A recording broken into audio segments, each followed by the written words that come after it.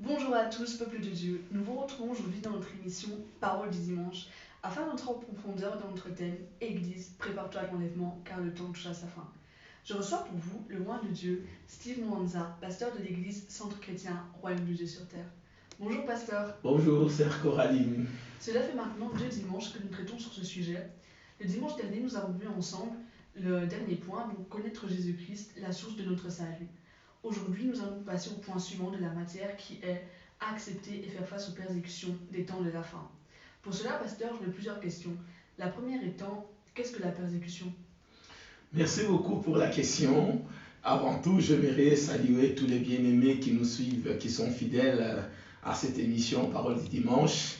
Dans cette série d'enseignements, Église, prépare-toi à l'enlèvement car le temps touche à sa fin.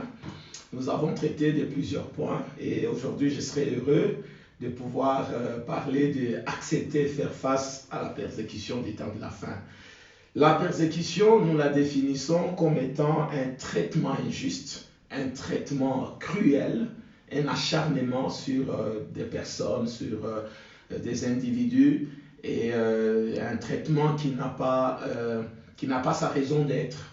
Et c'est ce que le Seigneur avait promis dans les Écritures, que vous serez persécutés, vous serez haïs, même par vos frères.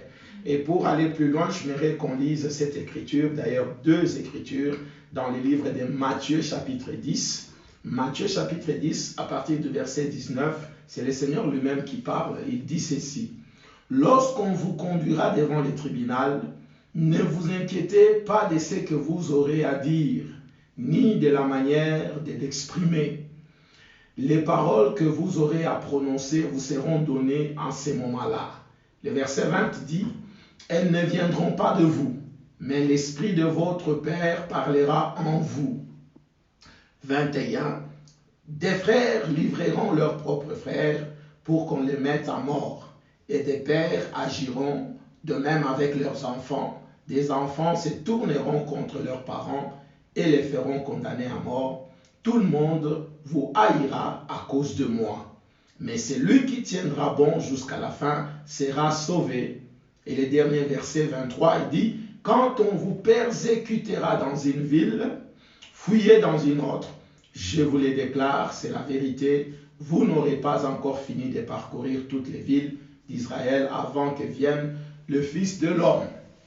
Donc nous comprenons déjà de part ce que le Seigneur nous dit, que nous serons persécutés. Nous serons persécutés. Voilà un peu la manière dont nous pouvons définir la persécution. D'accord, merci beaucoup, pasteur. Et maintenant, pouvez-vous nous dire pourquoi sommes-nous persécutés? Oui, c'est simple. Nous, en tant que chrétiens, le véritable croyant, je voudrais ici relever 3 vérités que tous les chrétiens devront savoir, parce que c'est le chemin, c'est obligé pour tous ceux qui sont disciples de Jésus. La première vérité, c'est que tout disciple de Christ doit rencontrer la persécution.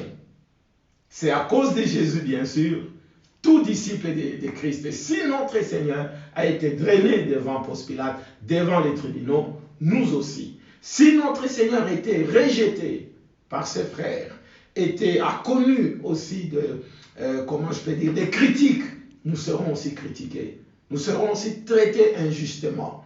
Et c'est le cas aussi d'Étienne. Nous le voyons dans le livre des Actes des Apôtres, chapitre 6.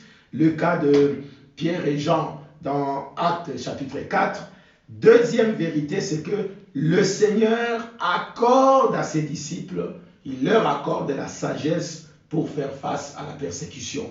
Vous voyez, il dit au verset 19, même lorsqu'on vous drainera devant les tribunaux, lui nous donnera des mots, lui nous donnera la sagesse pour répondre à la persécution.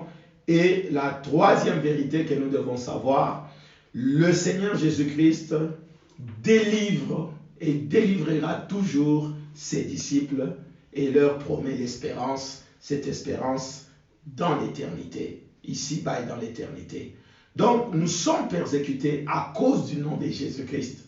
Dès lors que tu t'élèves, on le voit, nous avons plusieurs fils, plusieurs filles persécutés, soit par des familles, soit dans la ville, parce qu'ils ont seulement embrassé le nom de Jésus, ou ils évangélisent au nom du Seigneur.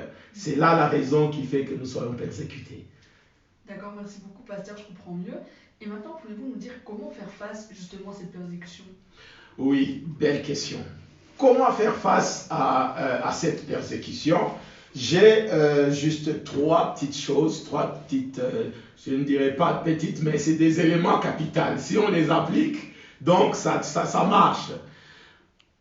Pour faire face à la persécution, la première chose, en tant que disciples de Christ, nous devons rester d'abord obéissants à Dieu.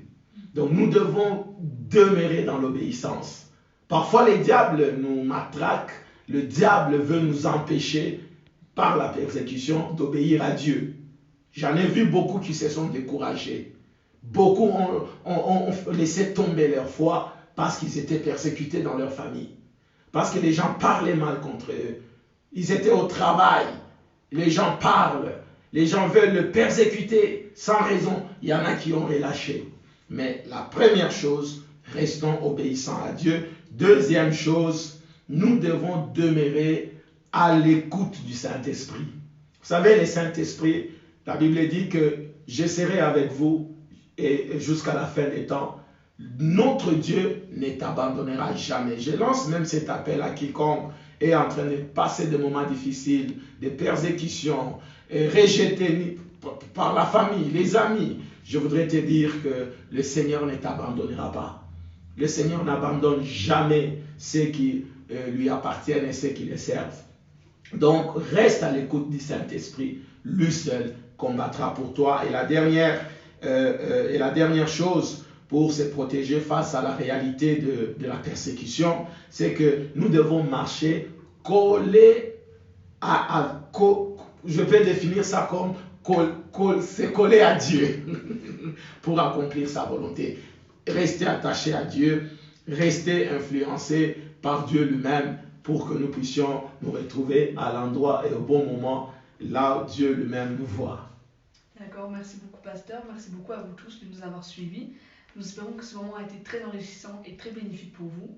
N'oubliez pas de partager la vidéo, de la partager à tous vos amis, à vos familles. N'oubliez pas de vous abonner, d'activer la cloche afin d'être averti lors de nos prochaines diffusions. Que Dieu vous bénisse, bonne semaine.